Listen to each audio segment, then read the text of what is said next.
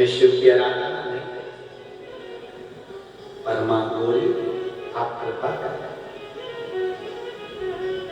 बांसी के राजा ने देखा चारों तरफ से शेरों ने घेर लिया, हाथ को करा, अंगुष्ठ को उठाया, शिव की आराधना करना प्रारंभ किया। जरूरी नहीं कि जब आप दुख की घड़ी में पड़े होगे तब शंकर जी का कोई मंदिर पास में होगा, आप लोटा करके जय चढ़ाने चले जाओ।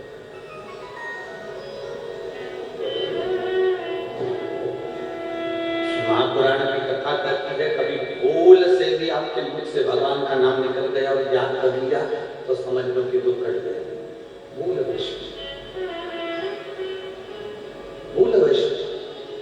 राजा ने अपने आप को ऐसा तरह अंगुष्ठ को उठाकर खड़ा किया, शिव के ध्यान में राजा लग गया और जैसे भगवान शंकर का ध्यान करा, राजा ने स्मरण किया, बाबा मुझे चारों तरफ से घेर लिया गया, आप पधारो। और मुख से उच्चारण किया, हर हर महादेव।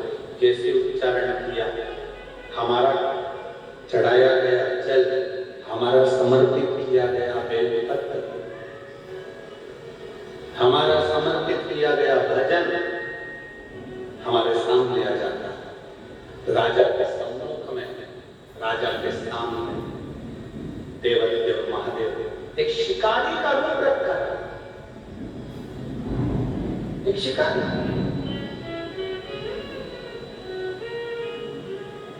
और जो शिकारी का रूप रखकर आए उन्होंने शेरों को भगाया, राजा को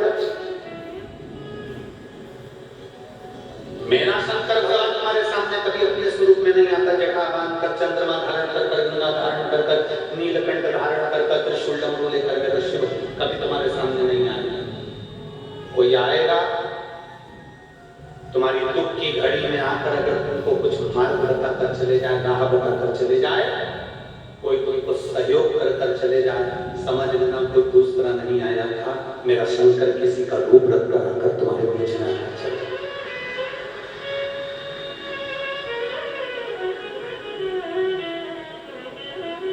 मेरा देवदेव महादेव आता है, वो रूप रखकर आएगा, आकर चला आएगा।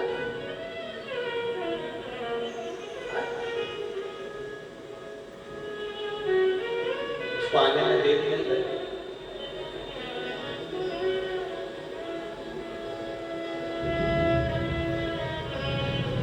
बस केवल उसको पुकारने वाला चाहिए, सम्मुख में आकर खड़ा हो। एक महिला यहाँ बैठी हुई है जिसने पत्र में लिखा, 5 साल तक हमने संतान का इंतजार करा पर संतान नहीं हुई, 10 साल निकल गए संतान नहीं हुई, 14 साल निकल गए संतान का सुख नहीं हुआ। लोग अपशब्द कहते थे, मैं रायपुर गुड़ियानी से आई। श्रीमती पुनेश्वरी साहू, पति प्रमोद कुमार साहू, मगर में रोड कुरुद। इन्होंने गुड़ियानी की कथा सुनी थी, रहने वाले ये मगर रोड कुरुद के हैं, कुरुद छत्तीसगढ़ में इनका निवास है। कहीं बैठे हो काठगोला से, कहीं बैठे हैं आप ये बच्चे बच्चे ऊपर। हाँ जी,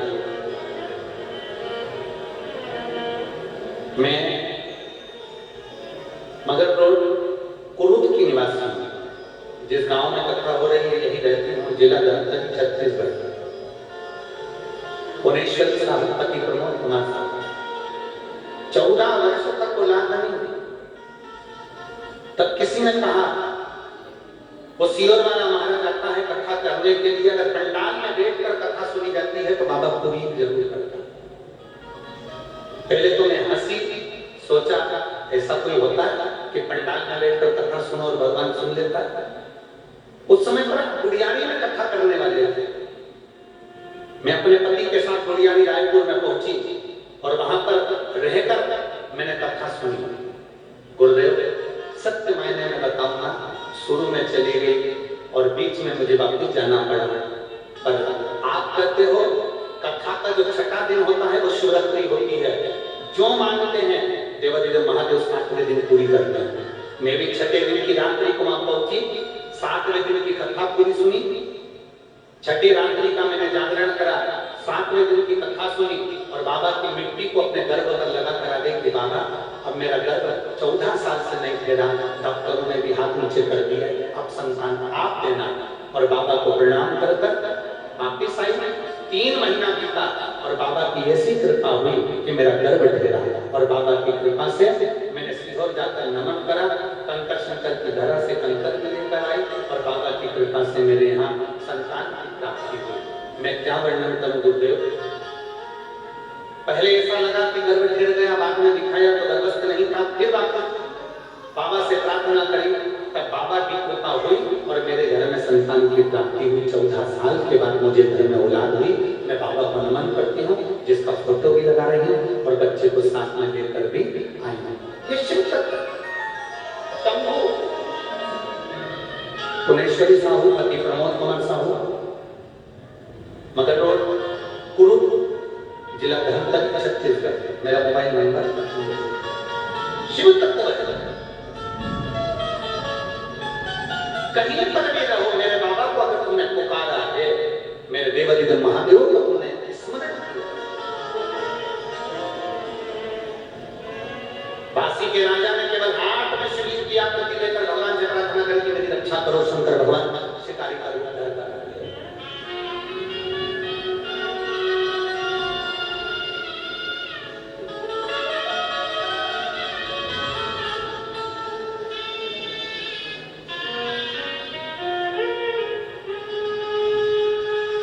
देवर जोरदार ताली बजाकर स्वागत करना।